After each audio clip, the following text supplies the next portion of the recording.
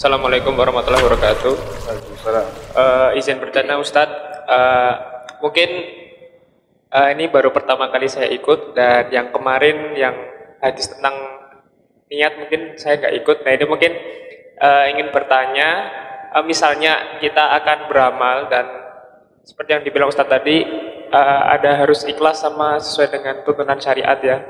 Misalnya amalan yang akan kita lakukan ini udah sesuai dengan syariat, cuman di hati kita sendiri itu belum ikhlas. Nah, apakah kita terus menunda amalan tersebut, ataukah kita tetap mengamalkannya? Istilahnya, apakah kita misalnya ingin belajar, tapi niatnya masih belum ikhlas, belajar agama misalnya, lalu kita tunda gara-gara ya udahlah nunggu ikhlas dulu gitu, atau tetap kita mengamalkan dengan harapan ya akan ikhlas pada saatnya, atau seperti gitu Ustaz.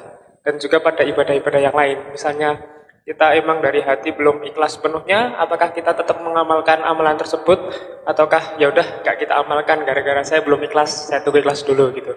Ya itu mungkin pertanyaan dari saya. Terima kasih. Wassalamualaikum warahmatullahi wabarakatuh. Assalamualaikum. Hah? Dapat hadiah. Apa ini?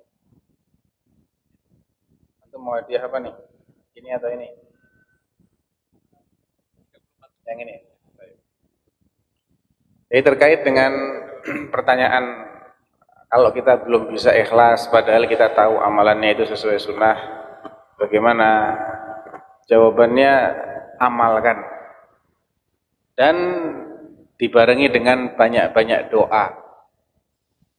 Karena amalan itu ada yang sifatnya rukun Islam, ada yang sifatnya wajib.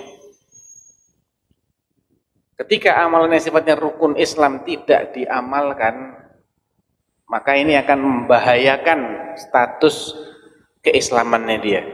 Walaupun alasannya saya belum bisa ikhlas. Enggak.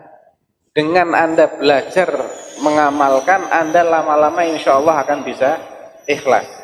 Jangan diikuti bisikan-bisikan itu. Ya kapan mau ikhlas enggak pernah beramal?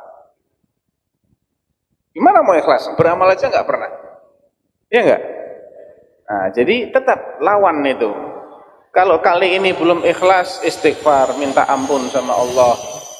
Kemudian cara mengamalkan itu penting, karena itu akan berpengaruh terhadap keikhlasan juga.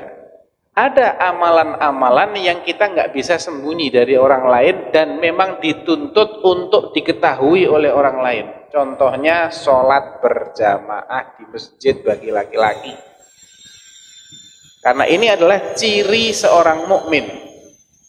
Sahabat Ibnu Mas'ud radhiyallahu anhu fi sahihain, beliau mengatakan di antara ajaran Rasulullah yang itu syarat dengan hidayah adalah ityanul jama'ati haitsu yunada bihinna. Adalah menghadiri sholat berjamaah di tempat dia mendengar panggilan untuk sholat berjamaah, alias di tempat dikumandangkannya azan. Walaqad ra'aituna wa ma yatakhallafu anha illa munafiqun ma'lumun nifaq. Kami masih ingat, kata Ibnu Mas'ud, bagaimana kami di masa itu tidak ada yang tertinggal atau tidak hadir sholat jamaah kecuali dia adalah orang yang sudah dikenal sebagai munafik. Munafik-munafik terkenal. Ya. Jadi ada yang kita nggak boleh sembunyi memang.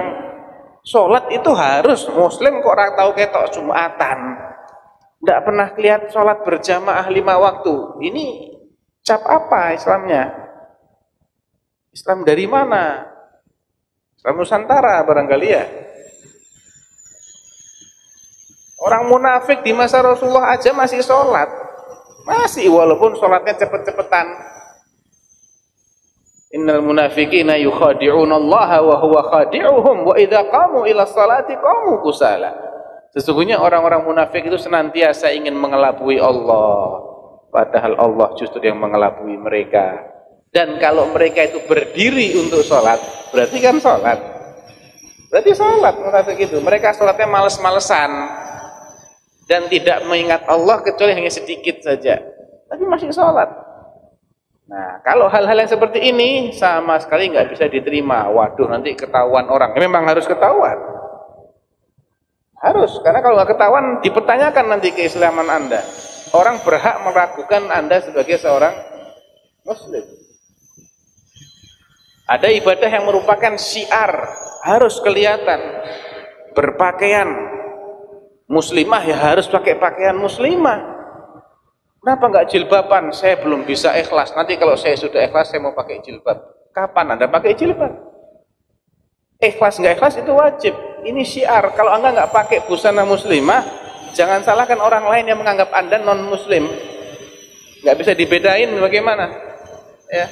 Kalau dokter pakai bajunya Pak polisi, polisi pakai baju dokter, ya jangan salahkan nanti kalau ada dokter yang datengin orang-orang yang berkasus.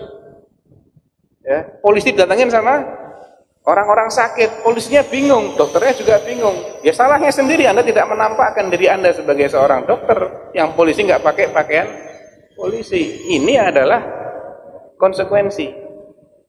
Yang kedua, kalau amalan-amalan itu tidak harus diketahui orang, sembunyikan. Anda akan bisa ikhlas. Sholat yang wajib 5 waktu bagi laki-laki harus kelihatan. Yang sunnah-sunnah bisa disembunyikan. Sholatul lail misalnya, qiyamul lail. Sembunyikan. Kalau sudah tersembunyi mau tidak ikhlas sama siapa? Tidak ada yang tahu. Mau tidak ikhlas sama siapa? Nah, jadi itu salah satu solusinya seperti itu. Ada yang lain?